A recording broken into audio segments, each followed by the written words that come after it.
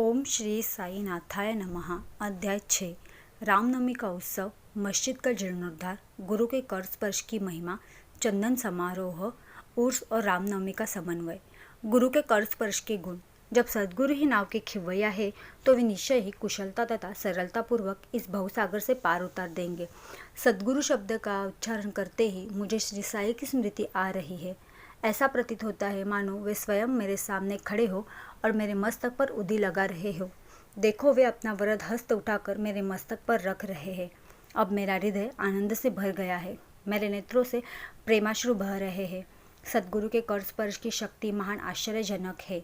लिंग शरीर जो संसार को भस्म करने वाली अग्नि से भी नष्ट नहीं होता, वह गुरु के कर स्पर्श से पल भर में ही नष्ट हो जाता है। अनेक जन्मों के समस्त पाप नष्ट हो जाते हैं।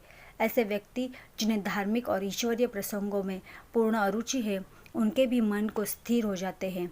श्री साईं बाबा के मनोहर रूप के दर्शन कर कंठ प्रफुल्लित हो जाता है।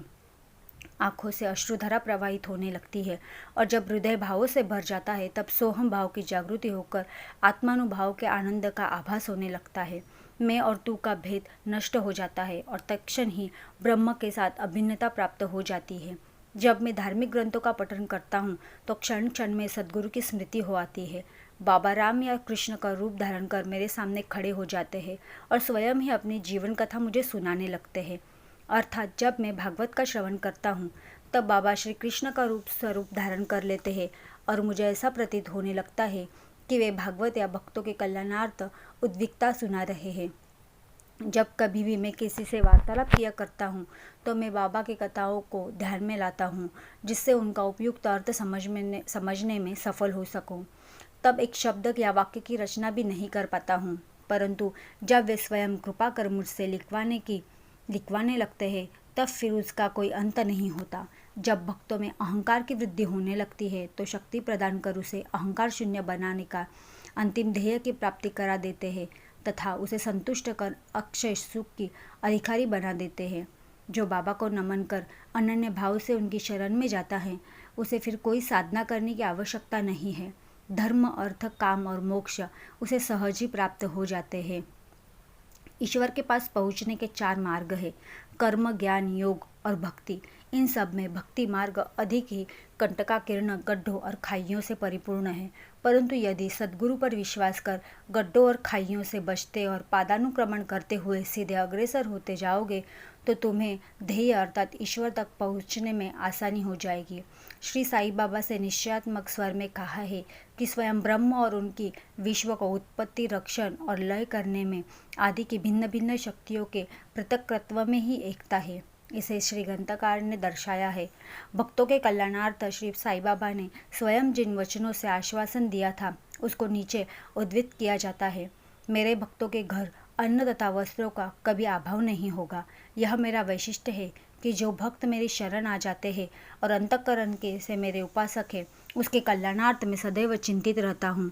कृष्ण भागवत ने भी यही समझाया है। इसलिए भोजन तथा वस्त्र के लिए अधिक चिंता न करो। यदि कुछ मांगने की ही अभिलाषा है तो ईश्वर को ही मांगो। सांसारिक ज्ञान और उपाधियां मांगकर कृपा, ईश्वर तथा अभयदान प्राप्त करो और उन्हीं के द्वारा सम्मानित हो।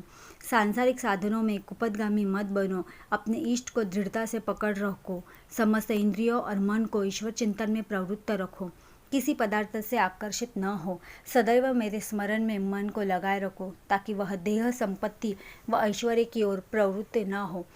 तब चित्त स्थिर, शांत व निर्भय हो जाएगा। इस प्रकार की मन की स्थिति प्राप्त होना इस बात का प्रतीक है कि वह सुसंगति में है। यदि चित्त की चंचलता नष्ट न हुई तो उसे एकाग्र नहीं किया जा सकता।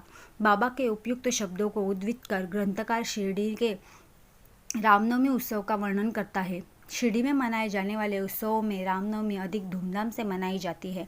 अतएव इस उत्सव का पूर्ण विवरण, जैसे कि श्री साई लीला पत्रिका 1925 के पृष्ठ 197 पर प्रकाशित हुआ था, यहाँ संक्षेप में दिया जाता है। प्रारंभ: कोपर गांव में श्री गोपालराव गुंड नाम के एक इंस्पेक्टर थे। वे बाबा के परम भक्त थे। उनकी 3 स्त्रियां थीं, परंतु एक के भी संतान न थी। श्री साईं बाबा की कृपा से उन्हें एक पुत्र रत्न की प्राप्ति हुई। इस हर्ष के उपलक्ष्य में उन्होंने 1897 में उन्हें विचार आया कि शिरडी में एक मेला अथवा उर्स भरवाना चाहिए। उन्होंने यह विचार शिरडी के अन्य भक्त तात्या पाटिल, दादा कोटे पाटिल, माधवराव के समक्ष विचारणार्थ प्रकट किया। सभी को यह विचार अतिशय रुचकर लगा तथा उन्हें बाबा की स्वीकृति और आश्वासन प्राप्त हो गया। उर्स भरने के लिए सरकारी आज्ञा आवश्यक थी, इसलिए एक प्रार्थना पत्र कलेक्टर को भेजा दिया, परंतु ग्राम कुलकर्णी की आपत्ति उठाने के कारण स्वीकृति प्राप्त न हो सकी। परंतु बाबा का आश्वासन तो प्राप्त हो ही चुका था, अतः पूर्ण प्रयत्न करने पर स्वीकृति प्राप्त हो गई। बाबा की अनुमति से रामनवमी के दिन उर्स भरना निश्चित हुआ। ऐसा प्रतीत होता है कुछ निष्कर्ष ध्यान में रखकर ऐसे उन्होंने आज्ञा दी थी, अर्थात उर्स व रामनवमी के उत्सवों का एकाकीकरण तथा हिंदू मुस्लिम एकता जो भविष्य की घटनाओं से ही स्पष्ट है, यह ध्येय पूर्ण सफल हुआ। प्रथम बाधा तो किसी प्रकार हल हुई। अब द्वितीय कठिनाई जल के अभाव की उपस्थित हुई। शिरडी तो एक छोटा सा ग्राम था और पूर्वकाल से ही वहाँ जल का अभाव बना रहता था। गांव में 2 कुएं थे, जिसमें एक प्राय सूख जाया करता था और दूसरे का पानी खारा था। बाबा ने उसमें फूल डालकर उसके खारे जल को मीठा बना दिया, लेकिन एक कुएं का जल कितने लोगों को पर्याप्त हो सकता है। इसलिए तात्या पाटिल ने बाहर से जल मंगवाने का प्रबंध किया। लकड़ी व बांसों की कच्ची दुकानें बनाई गई तथा कुश्तियों का भी आयोजन किया गया। गोपालराव गुंड के एक मित्र दामू अन्ना कासार अहमदनगर में रहते थे। वे भी संतानहीन होने के कारण दुखी थे। श्री साईं बाबा की उस पर कृपा होने से उनको भी एक पुत्र रत्न की प्राप्ति हुई। श्री गुंड ने उनसे एक ध्वज देने को कहा। एक ध्वज जागीरदार श्री नाना साहेब निमोणकर ने भी दिया। ये दोनों ध्वज बड़े समारोह के साथ गांव से निकले और अतएव उन्हें मस्जिद तथा जिसे बाबा द्वारकामाई नाम से पुकारते थे उनके कोनों पर फहरा दिया गया। यह कार्यक्रम अभी भी पूर्ववत ही चल रहा है। चंदन समारोह। इस मेले में एक अन्य कार्यक्रम का भी श्री गणेश हुआ, जो चंदनोत्सव के नाम से प्रसिद्ध है। यह कोरहल के एक मुस्लिम भक्त श्री अमीर शक्कल दलाल के मस्तिष्क की सूझ थी। प्राय यह इसे प्रकार का सिद्ध मुस्लिम संतों के सम्मान में किया जाता है। बहुत सा चंदन घिसकर और बहुत सी धूप थालियों में भर जाती है तथा लोबान जलाते हैं और अंत में उनसे मस्जिद में पहुंचाकर जुलूस समाप्त किया जाता है। थालियों का चंदन और धूप नीम और मस्जिद की दीवारों पर डाल दिया जाता है। इस उत्सव का प्रबंध 3 वर्षों तक श्री अमीर शक्कर ने किया और उनके पश्चात उनकी धर्मपत्नी ने किया। इस प्रकार हिंदुओं द्वारा ध्वज व मुसलमानों के द्वारा चंदन का जुलूस एक साथ चलने लगा और अभी तक उसी तरह चल रहा है। प्रबंध। रामनवमी का दिन श्री साईं बाबा के भक्तों को अत्यंत ही प्रिय और पवित्र है। कार्य करने के लिए बहुत स्वयंसेवक तैयार हो जाते थे और वे मेले के प्रबंध में सक्रिय भाग लेते थे। बाहर के समस्त कार्यों का भार तात्या पाटिल और भीतर के कार्यों का श्री साईं बाबा की एक परम भक्त महिला राधाकृष्ण माई संभालती थी। इस अवसर पर उनका निवास स्थान अतिथियों से परिपूर्ण रहता और उन्हें सब लोगों की आवश्यकताओं का भी ध्यान रखना पड़ता था। साथ ही वे मेले की एक समस्त आवश्यक वस्तुओं का भी प्रबंध करती थी। दूसरा कार्य जो वह स्वयं खुशी से किया करती थी वह था मस्जिद की साफ सफाई करना, चूना पोतना आदि। मस्जिद की फर्श तथा दीवारों पर निरंतर धूनी जलने के कारण काली पड़ जाती थी। जब रात्रि को बाबा चावड़ी में विश्राम करने चले जाते तब वे यह कार्य किया करती थी। समस्त वस्तुएं धुनी सहित बाहर निकालनी पड़ती थी और सफाई व पुताई हो जाने के पश्चात पूर्ववत सजा दी जाती थी। बाबा का अत्यंत प्रिय कार्य गरीबों को भोजन कराना इस कार्य का भी एक अंग था। इस कार्य के लिए वृद्ध भोजन का आयोजन किया जाता था और अनेक प्रकार की मिठाइयाँ बनाई जाती थी। यह सब कार्य राधा कृष्ण माई के निवास स्थान पर ही होता था। बहुत से धनाढ्य व श्रीमंत भक्त इस कार्य में अधिक सहायता पहुँचाते थे। उर्स का रामनवमी के त्यौहार में समन्वय। सब कार्यक्रम इसी तरह उत्तम प्रकार से चलता रहा और मेले का महत्व शनै शनै बढ़ता ही गया। सन 1911 में एक परिवर्तन हुआ। एक भक्त कृष्णराव जोगेश्वर भीष्म अमरावती के दादा साहेब खापर्डे के साथ मेले के एक दिन पूर्व शिरडी के दीक्षितवाड़े में ठहरे। जब वे दालान में लेटे हुए विश्राम कर रहे थे तब उन्होंने एक कल्पना सूझी। इस समय श्री लक्ष्मणराव उपनाम काका महाजनी पूजन सामग्री लेकर मस्जिद की ओर जा रहे थे। उन दोनों में विचार विनिमय होने लगा और उन्होंने सोचा कि शिरडी में उर्स व मेला ठीक रामनवमी के दिन ही भरता है। इसमें अवश्य ही कोई गूढ़ रहस्य निहित है। रामनवमी का दिन हिंदुओं को बहुत ही प्रिय है। कितना अच्छा हो यदि रामनवमी का उत्सव कभी श्री गणेश कर दिया जाए। काका महाजनी को यह विचार रुचकर प्रतीत हुआ। अब मुख्य कठिनाई हरिदास के मिलने की थी, जो इस शुभ अवसर पर कीर्तन व ईश्वर गुणानुवाद कर सके। परंतु भीष्म ने इस समस्या को हल कर दिया।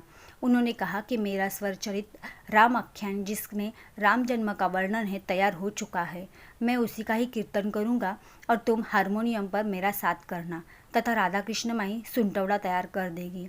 तब वे दोनों शीघ्र ही बाबा की स्वीकृति प्राप्त कर हेतु मस्जिद को गए। बाबा तो अंतर्यामी ही थे, उनको तो सब ज्ञात ही था कि वाड़े में क्या हो रहा है। बाबा ने महाजनी से प्रश्न किया कि वहाँ क्या चल रहा था।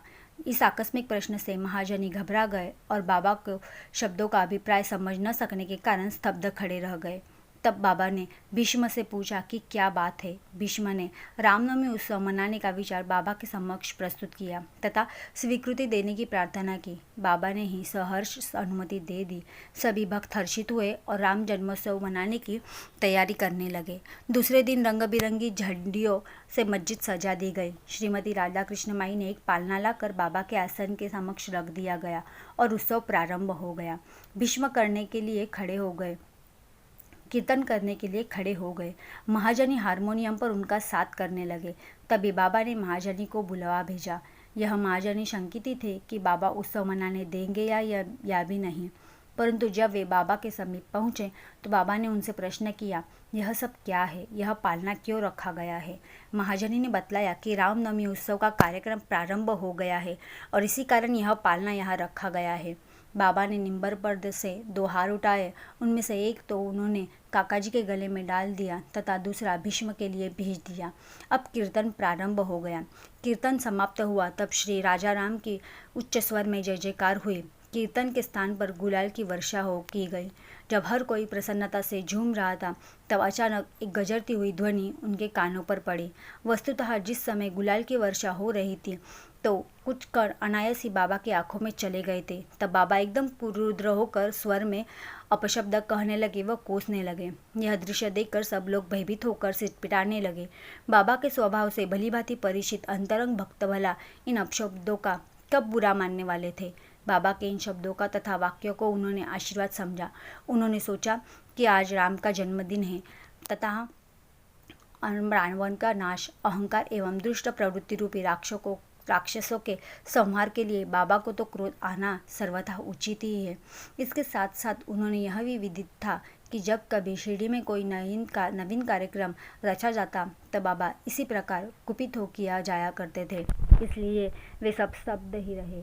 इधर राधा कृष्ण माई भी भयभीत थी कि बाबा कहीं पालना न तोड़ फोड़ डाले, इसलिए उन्होंने काका महाजनी से पालना हटाने के लिए कहा, परंतु बाबा ने ऐसा करने से उन्हें रोका। कुछ समय पश्चात बाबा शांत हो गए और उस दिन की महापूजा और आरती का कार्यक्रम निर्विघ्न समाप्त हो गया। उसके बाद काका महाजनी ने बाबा से पालना उतारने की अनुमति मांगी, परंतु बाबा ने अस्वीकृति करते हुए कहा कि अभी उत्सव अपूर्ण है, संपूर्ण नहीं हुआ। अगले दिन गोपालकाला उत्सव मनाया गया, जिसके पश्चात बाबा ने पालना उतारने की आज्ञा दे दी। उत्सव में दही मिश्रित पोहा एक मिट्टी के बर्तन में लटका दिया जाता है और कीर्तन समाप्त होने पर वह बर्तन फोड़ दिया जाता है और प्रसाद के रूप में पोहा सबको वितरित दिया जाता है, जिस प्रकार की श्री कृष्ण ग्वालों के साथ किया करते थे। रामनवमी का उत्सव इसी तरह दिन भर चलता रहा। दिन के समय ध्वजों का जुलूस और रात्रि के समय चंदन का जुलूस बड़ी धूमधाम से समारोह के साथ निकला गया। इस समय के पश्चात ही उर्स रामनवमी के उत्सव में परिवर्तित हो गया। अगले वर्ष सन 1912 में रामनवमी के कार्यक्रम की सूची में वृद्धि होने लगी। श्रीमती राधा कृष्ण माई ने चैत्र की प्रतिपदा से नाम सप्ताह प्रारंभ कर दिया।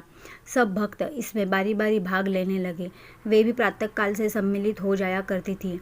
देश के सभी लोगों में रामनवमी का उत्सव मनाया जाता है, इसलिए अगले वर्ष हरिदास के मिलने की कठिनाई पुनः उपस्थित हुई, परंतु उत्सव के पूर्व ही यह समस्या हल हो गई।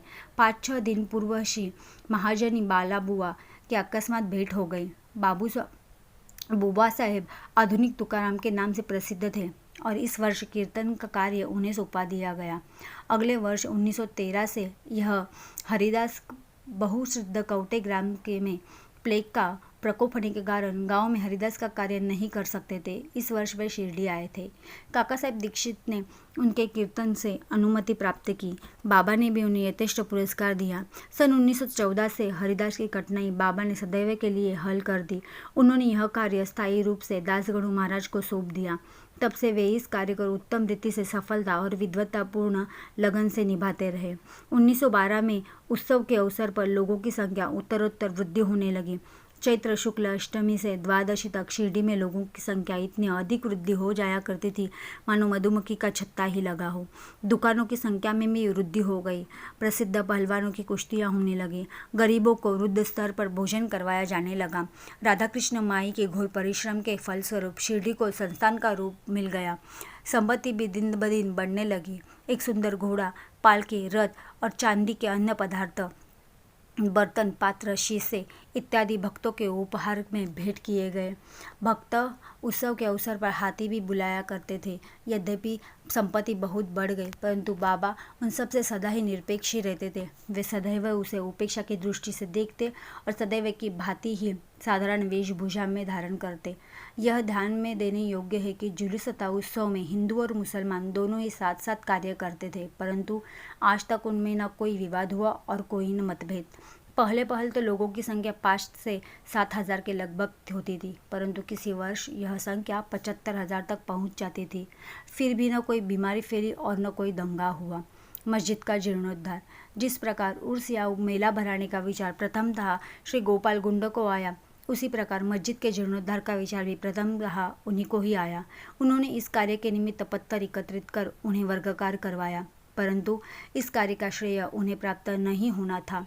वह सुयश तो नाना साहब चांदोलकर के लिए ही सुरक्षित था और फर्श का कार्य काका साहेब दीक्षित के लिए। प्रारंभ में बाबा ने इन कार्यों के लिए स्वीकृति नहीं दी, परंतु स्थानीय भक्त मालसापति के आग्रह करने के बाद स्वीकृति प्राप्त हो गई और एक रात में ही मस्जिद का फर्श पूरी तरह से बन गया। अभी तक बाबा एक टाट के टुकड़े पर ही बैठते थे। अब उस टाट के टुकड़े को वहां से हटाकर उसके स्थान पर एक छोटी सी गादी बिछा दी गई। सन 1911 में सभा मंडप की घोर परिश्रम के उपरांत में ठीक हो गया।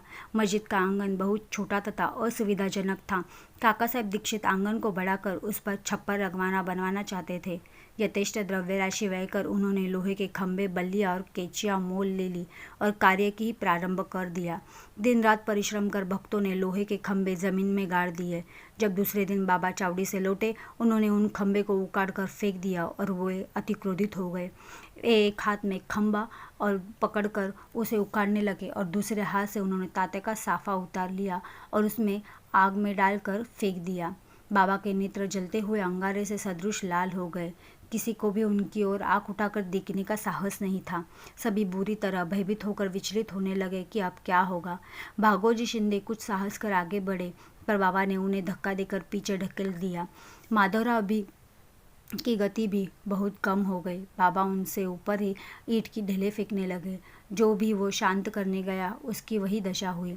कुछ समय के पश्चात क्रोध शांत होने पर बाबा ने दुकानदार को बुलाया और एक जरीदार फेटा खरीदकर अपने हाथों से उसे तात्या के सिर पर बांधने लगे, जैसे उन्हें विशेष सम्मान दिया गया हो। यह विचित्र व्यवहार देख भक्तों को आश्चर्य हुआ। वे समझ नहीं पा रहे थे कि किस अज्ञात कारण के बाबा इतने क्रोधित हुए। उन्होंने तात्या को क्यों पीटा और तत्क्षण ही उनका क्रोध क्यों शांत हो गया। बाबा कभी कभी अति गंभीर तथा शांत मुद्रा में रहते थे और बड़े प्रेम पूर्वक वार्तालाप किया करते थे, परंतु अनायास ही बिना किसी गोचर कारण में क्रोधित हो जाया करते थे। ऐसी अनेक घटनाएं देखने में आ चुकी है, परंतु इसका निर्णय नहीं कर सकता हूँ कि उसमें कौन सी लिखूँ या कौन सी छोड़ूँ। अतः जिस क्रम से वे याद आती जाएंगी, उस प्रकार उसका वर्णन किया जाएगा। अगले अध्याय में मैं यवन हूँ या हिंदू, इसका विवेचन किया जाएगा तथा उनके योग साधन, शक्ति और अन्य विषयों पर भी विचार किया जाएगा। श्री सद्गुरु साईनाथा पर्णमस्तु। शुभम भवतु। सप्ताह पारायण प्रथम विश्राम।